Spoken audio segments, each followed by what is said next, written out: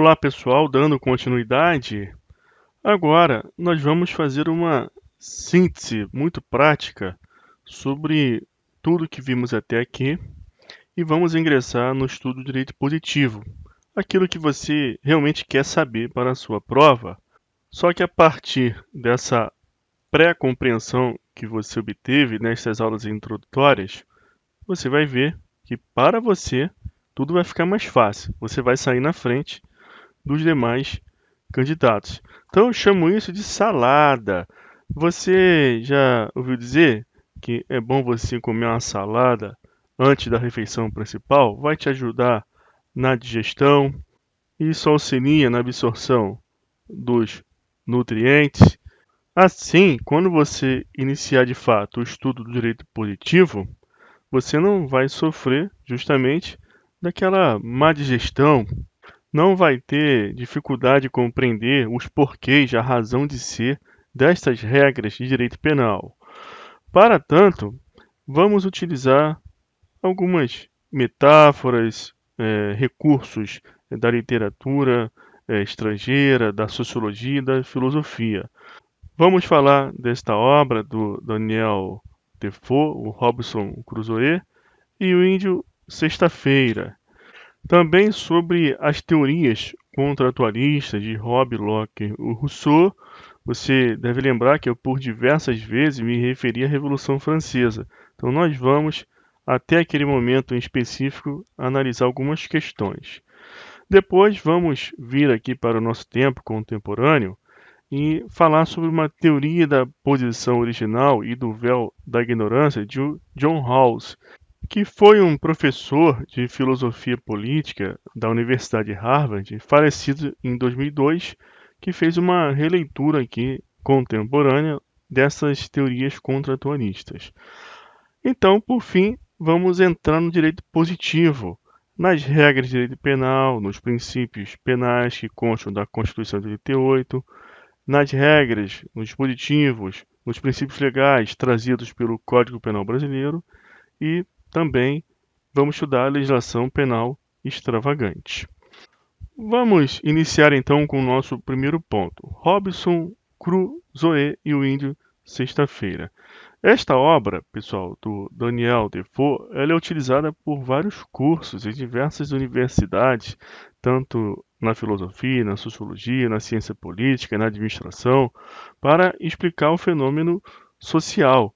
Você não vai achar curioso que essa obra aqui, pessoal, ela foi escrita no início do século XVIII. Então nós estamos lá naquele período de rebuliço, onde você verifica a Revolução Industrial, os movimentos revolucionários que ensejarão de fato o fenômeno conhecido como Revolução Francesa. Então não é mais coincidência para você que estamos aqui, num período bastante conhecido do século XVIII. O que essa obra ela traz de importante para o estudo das ciências humanas? Aqui, pessoal, vamos direto ao ponto crucial da obra. O Robinson Crusoe, ele é um náufrago e ele vai parar numa ilha. Essa ilha não tem ninguém. Só que, de repente, chega nessa ilha, aparece lá um índio. E ele aparece numa sexta-feira.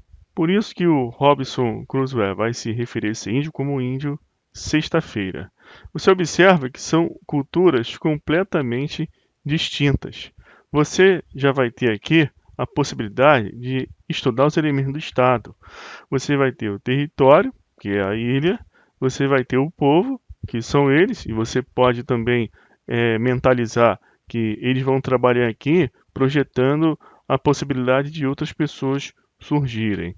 E você vai precisar então ter um governo, pessoal, porque se você tem sociedade, tem a reunião de pessoas, você vai ter governo e esse governo ele vai ser organizado pelo direito, porque o governo ele não traça diretrizes e metas para essa sociedade que formou.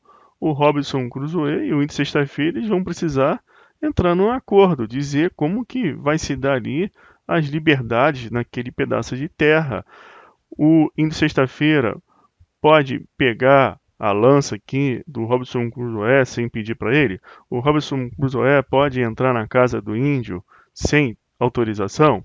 Então, vai precisar ter o direito expressamente ali existente, reconhecido, esse fenômeno social para organizar. Então, o governo nada mais é do que uma forma de organização da sociedade, mas o governo ele precisa ter limitações, precisa ter parâmetros, e é o direito que vai fornecer isso para esse governo que vai se instalar.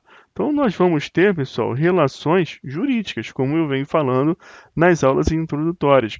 As relações jurídicas são os meios adequados, lícitos, idôneos para que o povo se projete na sociedade e busque a felicidade da maneira correta. Então, tudo isso que vai acontecer aqui nesse romance, você vai observar que tem relações jurídicas ali. E isso, logicamente, é uma ficção trazida pelo próprio direito. Então, você vai ter relação jurídica de direito constitucional. Quando o Índio Sexta-feira e o Robinson Crusoe eles entram em um acordo para dizer como que essa sociedade que ali está se formando vai se organizar, eles estão trabalhando dentro de uma relação jurídica de direito constitucional. A coletividade, que são eles mesmos em conjunto, regulando ali, organizando como que esse governo pode ser exercido nesse território e em razão desse povo. Haja vista que todo o poder emana do povo que exerce por meio de representantes ou diretamente nos termos da Constituição que existir. Então você precisa de poderes para que o governo possa se expressar. Então o governo ele se expressa através de poderes. Então você tem o poder executivo, que é o poder que tem a função típica, principal de governar, mas o legislativo também governa. Quando é dito uma lei, que você verifica nessa lei que ele está ali manifestando uma diretriz para o Estado, uma meta para o Estado. E o judiciário governa? Olha, o judiciário também governa. Por quê? É um poder e quando lá no STF tem uma decisão, um controle concentrado, está governando. Essa decisão não precisa ser observada, inclusive, pelos órgãos da administração. Se é o poder executivo que exerce tipicamente a função de governo, e esse mesmo poder executivo tem que observar aquilo que ficou decidido em sede de um controle concentrado exercido pelo STF, ou também observar uma súmula vinculante, o judiciário está governando. E aí você vai ter também direito administrativo aqui, uma relação jurídica de direito administrativo. Robinson Crusoe e o Índio Sexta-feira vamos a conversar sobre, por exemplo, o recolhimento do lixo comum. É um serviço. O direito administrativo vai regular as funções administrativas. A função de prestar serviço público, função de fomento, poder de polícia. Então vamos ter aqui que ter um acordo entre o Robinson Crusoe e o Índio Sexta-feira sobre questões de direito administrativo, onde que as casas poderão ser construídas, onde que a horta vai ser trabalhada. Tudo isso é uma forma de organizar essa sociedade. Aí você também vai ter relações jurídicas e direito tributário. Logicamente que ambos aqui vão precisar pagar tributo. Então vamos supor que o Índio Sexta-feira ele tem uma colheita de batata e o Robinson Crusoe ele pesca. Ambos precisam guardar esses insumos, aí você vai lembrar da fábula da formiga e da cigarra, para um período de inverno, por exemplo. Então o Robinson Crusoe vai salgar o peixe para preservá-lo, o Índio Sexta-feira vai fazer também a sua reserva e ambos vão precisar, cada qual, reservar um pouco daquilo que produz, que é o tributo aqui, por exemplo, para um período de dificuldade. Então você tem aqui relações jurídicas em que a coletividade ela se projeta aqui como sujeito da relação, diferentemente do direito civil, onde os sujeitos serão o Índio Sexta-feira e o próprio Robson. Eles vão precisar trocar coisas, por exemplo. Então eles vão estabelecer relações jurídicas privadas. E aí o direito civil vai estar se manifestando aqui nessa sociedade também. Da mesma forma, o direito empresarial. Aqui, pessoal, você vai ter o fenômeno também da escassez. Por isso que o direito empresarial surge, para combater essa escassez. O Robinson Crusoe ele não pesca, ele consegue a cada ingresso no mar pescar uma quantidade de peixe limitada? Não, os peixes que ele vai trazer para a terra são limitados, é uma quantidade. Então, isso demonstra a escassez dos recursos naturais, mesmo aqueles nascidos da própria natureza, para a distribuição entre a população. E aqui nós só estamos falando de 2 pessoas, imagine uma quantidade maior. Então, o direito empresarial surge para combater essa escassez, para buscar produzir mais, haja vista que no nosso estado, por exemplo, não há uma produção direta pelo Estado. O Estado não interfere na atividade econômica. Artigo 1º da Constituição Federal é fundamento da República Federativa do Brasil. A valorização do trabalho, da livre iniciativa e na organização da ordem econômica é dito lá expressamente que o Estado não vai interferir diretamente na ordem econômica, salvo em razão de relevante interesse coletivo ou em caso de segurança nacional. Então, o direito empresarial vai surgir dessa forma.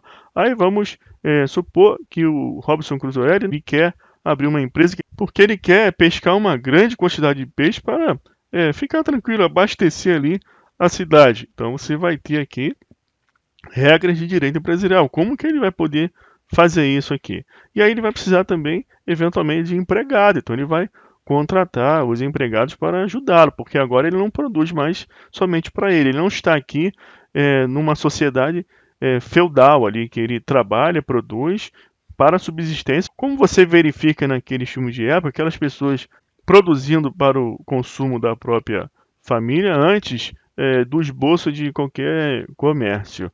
Só que vamos analisar agora o seguinte, pessoal. Você percebeu que todas essas relações jurídicas aqui, elas visam um bem comum? É bom para a sociedade? Visa o que? Otimizar bens jurídicos. Então, eu tenho aqui bem jurídico, patrimônio. Então, eu vou otimizar aqui através do direito civil. Eu tenho a paz pública, eu tenho a administração pública, eu tenho pessoas, eu tenho família, famílias podem se formar, o direito civil aqui vai regular. Não pode aqui, por exemplo, na sociedade, o Robinson Crusoe casar com todas as mulheres ali sem que uma saiba.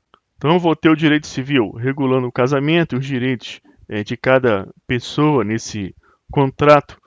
Pois bem, pessoal, você não viu aqui nada de ruim.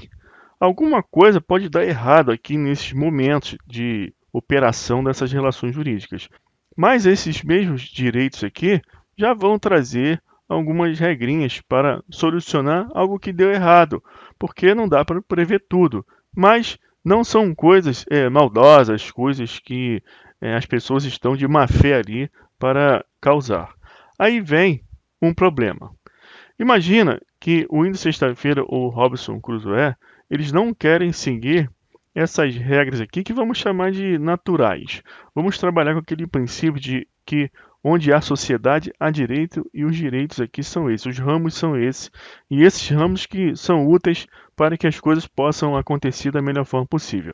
Então vamos imaginar que o Robinson Crusoe, por exemplo, ele não quer exercer o governo aqui, o poder, da forma regulada pelo direito constitucional. Ele quer usurpar o poder, ele quer usar esse poder para governar em benefício próprio. Ele está deturpando tudo. E o direito constitucional não é capaz de resolver esse problema. Aqui, com relação ao direito administrativo, o administrador, nessa ilha, ele não quer prestar um serviço público aqui a favor da comunidade, como manda a cartilha. Ele quer pegar simplesmente os recursos advindos do tributo e ficar tudo para ele. Ele quer comer todos os peixes ali que foram tributados ali, arrecadados. Ele não quer prestar um serviço público de distribuição daqueles peixes para a alimentação de todos. Ele vai roubar a merenda. Aqui no direito civil também, o índio Sexta-feira, por exemplo, ele não quer otimizar o seu patrimônio chegando para o índio Sexta-feira e perguntando se ele quer trocar a lança dele aqui, ó, por algum item que ele tenha lá na sua casa, por essa pena aqui, por exemplo. Ele vai lá à noite furta lá a lança do Robinson Crusoe. O direito civil também não é capaz de resolver esse problema, pessoal. Aqui no direito empresarial, o Robinson Crusoe, por exemplo, quer escravizar o índio, não quer contratar ele para que ele trabalhe e tenha os seus direitos garantidos. Ele vai montar uma empresa para lucrar e mediante a escravização aqui do índio. Por outro lado, o índio tem nessa relação de trabalho, eventualmente firmada aqui com Robinson Crusoe, que exerce empresa, uma oportunidade de otimizar seus bens jurídicos. Ele vai ter mais recursos, ele pode adquirir patrimônio, pode constituir uma família, dar as condições necessárias para que essa família se desenvolva dentro de umas condições favoráveis. Mas o índio sexta-feira, ele talvez não esteja muito interessado nisso. Então ele furta, rouba e comete crime contra o patrimônio.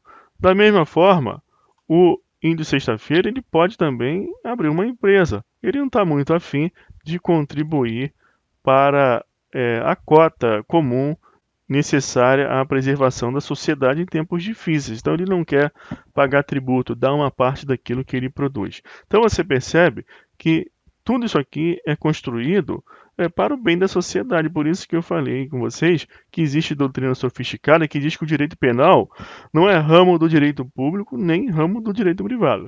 Porque o ramo do direito público, você verifica aqui em vermelho, que você tem sujeitos nas relações jurídicas que representam a coletividade. E você também tem o objeto de relações jurídicas que dizem respeito ao bem comum. Por isso que a gente fala em direito público. Aqui em azulzinho, ó, você já vai ter relações que poderiam ser enquadradas no ramo do direito privado, porque você tem particulares nessa relação e os objetos dessas relações jurídicas interessam somente a esses contratantes. E você tem aqui na relação direito-trabalho uma nuvem um pouco cinzenta, porque você não verifica a verticalidade entre os sujeitos, como nessas relações aqui em vermelho, nem uma horizontalidade aqui na relação entre sujeitos, como o direito civil empresarial, mas uma situação diagonal entre o patrão e o empregado. Então você precisa aqui observar que esse direito do trabalho seria um ramo meio público e meio privado, porque existe uma questão pública aqui que é baixar um pouco aqui a situação de quem é mais forte nessa relação, porque isso interessa também a toda a sociedade. Mas e o direito penal? Onde que ele se encaixaria aqui?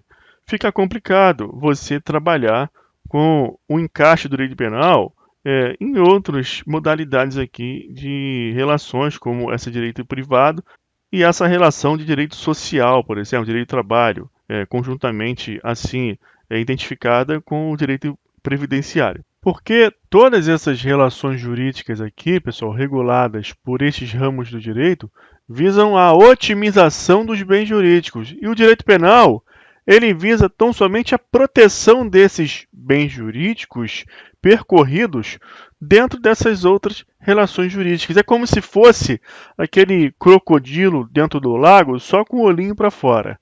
Se alguém passar por ali, é porque pisou na bola, aí o direito penal vai pegar, a boca do crocodilo vai pegar. Então existe essa ideia de que o direito penal ele estaria inserido num ramo jurídico sui generis. Seria como um ramo do direito público ao quadrado, porque seria um olhar para os demais ramos jurídicos. Se falhasse alguma coisa ali, ele atuaria. Mas você não vai esquecer que essa divisão do direito em ramo público e privado, ela já está superada. Você não trabalha mais com isso de maneira objetiva, como se fosse assim, porque hoje todo direito ele vai ter um pouquinho de direito público, um pouquinho de direito privado. Você não vai esquecer da função social da propriedade, que implica muitas relações de direito privado e as soluções não são como antes, como se dava lá com o Código Civil de 16. Você hoje trabalha com o patrimônio mínimo, a ideia de adimplemento substancial, com o mínimo existencial, tudo isso que mitiga muitas ideias e práticas do direito civil de antigamente.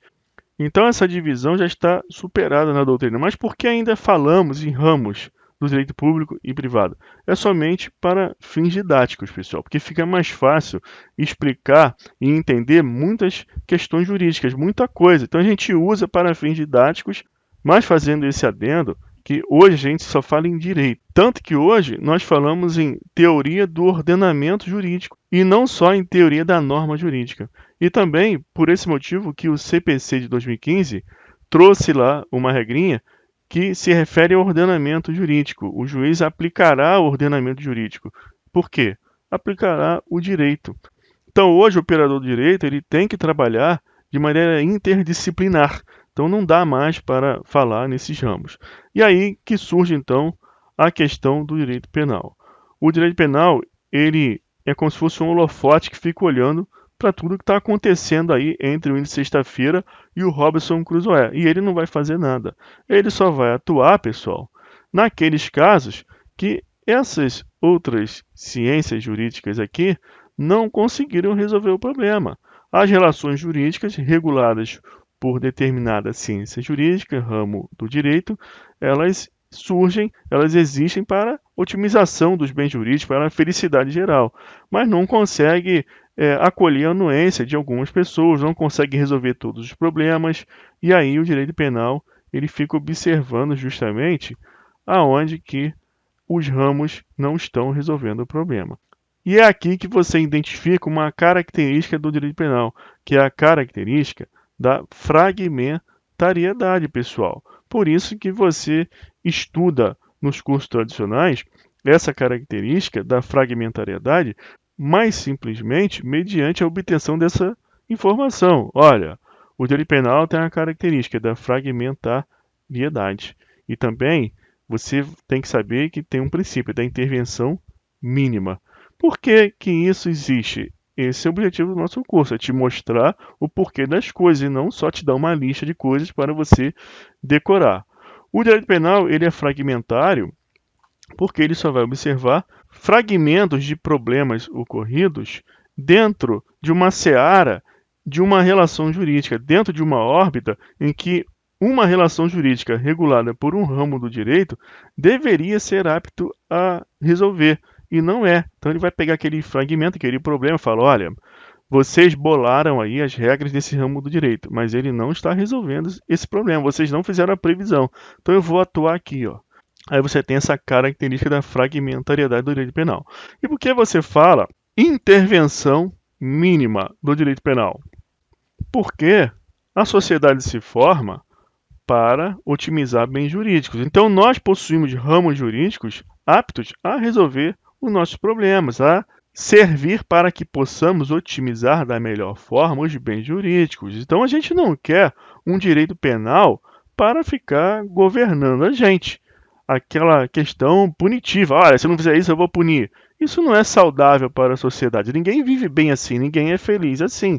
E aí que você deve lembrar lá da administrativização do direito penal, um fenômeno ruim, quando os governantes querem governar mediante o medo de punição. Isso aí não vai funcionar, pessoal, só vai afastar as pessoas. Assim, nós falamos em princípio da intervenção mínima. Primeiro, deixa os outros ramos jurídicos atuar normalmente. Somente naqueles fragmentos que eles não puderam fazer uma previsão adequada, resolver, aí o direito penal atua ali. Da mesma forma, vamos falar também que o direito penal é subsidiário, porque se a gente precisa deixar os outros ramos do direito atuar primeiro, sendo que o direito penal só vai aparecer se alguma coisa ali não der certo, o direito penal então é subsidiário. Então olha quanta coisa você já aprendeu e não vai precisar ficar mais decorando. O direito penal tem a característica da fragmentariedade, também deve observar um princípio da intervenção mínima e também ele é subsidiário. E mais um agora, ó, alteridade. Por que que o direito penal ele deve observar o princípio da alteridade? Pessoal, desde o início aí do curso, a gente está introduzindo o direito penal. Eu disse sobre a formação da sociedade, a natureza gregária do homem. Então, o homem se junta para poder buscar a sua felicidade. Ele precisa do outro para isso. Então, se eu não ofendo outra pessoa, se eu não pratico um ato ilícito que viola um bem jurídico, que diz respeito a um bem da vida de outra pessoa, eu não estou violando o meu pacto social, a minha razão de ser inicial para eu ingressar nessa sociedade. Eu, por exemplo, se eu tentar suicídio, eu não estou violando aqui a pessoa de ninguém, a vida de ninguém, é a minha própria vida. Então você tem que observar também que o direito penal ele tem que observar a alteridade, chamada de princípio da alteridade, em razão de tudo que você já sabe sobre a formação da sociedade. Agora, aquele que instiga a pessoa a se suicidar ou auxilia nesse suicídio, aí sim essa pessoa, esse agente, está lesionando um bem jurídico essencial para a sociedade, que é a pessoa e a vida dessa pessoa. Portanto, você verifica aqui uma alteridade nesse ato ilícito da pessoa que instiga ou auxilia no suicídio de A, por exemplo. Aí sim você vai ter a atuação do direito penal. O direito penal tem que observar também a alteridade. Então imagina a cena. Aqui no direito civil, você tem um casal. Esse casal é casado, regulado pelo direito civil, que diz quais são as regras desse casamento. Só que a pessoa A, que é casado com a pessoa B, não está gostando daquela vida. E o direito civil não consegue ajudá-lo nisso, para que ele otimize a sua felicidade nesse casamento, com aquelas regras ali do casamento. Ele não está satisfeito com isso. Ele gostaria de casar com 5 outras pessoas ao mesmo tempo, sem que nenhuma delas soubesse dos outros casamentos. E ele sabe que ele não pode fazer isso. Então, o que ocorre, pessoal? Ele aqui, diante dessa infelicidade que o direito civil não consegue resolver, se ele casar com outras pessoas dessa forma que ele quer, o direito penal vai atuar. Porque o direito penal vai pegar esse fragmento que o direito civil não consegue resolver, vai verificar que houve uma lesão a um bem jurídico que interessa à sociedade, que é a família, e ele violou dessa forma bens da vida que dizem respeito a B. Então houve aqui uma alteridade. O direito penal vai punir essa pessoa, ele vai atuar. Agora imagina outra cena. A pessoa A sabe que não pode fazer isso, não vai casar com um monte de gente sem que a pessoa B fique sabendo, isso será a bigamia. Então o que ele faz? Ele se suicida. Ele está infeliz, ele se suicida. A pessoa B instigou, auxiliou essa pessoa A se suicidar? Não, nem sabia. Chegou em casa e viu lá a pessoa A morta. Então A, ele praticou um ato contra o seu próprio bem da vida, a sua própria vida. O direito civil realmente ele não conseguiu atuar, então a subsidiariedade aqui estaria presente. A intervenção mínima também estaria presente, porque o direito civil não conseguiu resolver, então já podemos falar em direito penal aqui. Só que você não verifica a presença da alteridade, porque apesar dele ter violado um bem jurídico, que é a pessoa, aquele bem da vida ali, aquela vida era dele, você não verifica aí a alteridade. E a sociedade entende que isso não põe em risco a existência desse liame social, mas sim se ele cometesse um atentado contra a vida de outra pessoa. Então o direito penal não vai atuar aqui em razão da falta desse requisito. Então, pessoal, vamos ficar por aqui. Eu falei sobre uma ilustração com vocês, mostrei aqui quando que o direito penal vai atuar nessa organização, e na próxima aula vamos continuar com mais algumas informações até que possamos chegar com clareza, com tranquilidade no estudo do direito positivo. O que vamos ver então a partir de agora, da próxima aula? Como que esse direito penal ele vai atuar, porque tudo que você viu aqui é muito abstrato, né? Então, quando eu falo em intervenção mínima, subsidiariedade, alteridade, está tudo muito solto, muito abstrato. Então, a gente tem que ter cuidado e você vai precisar focar em tudo que eu falei sobre a função garantista do direito penal. Tá ok? Então, até lá, um abraço.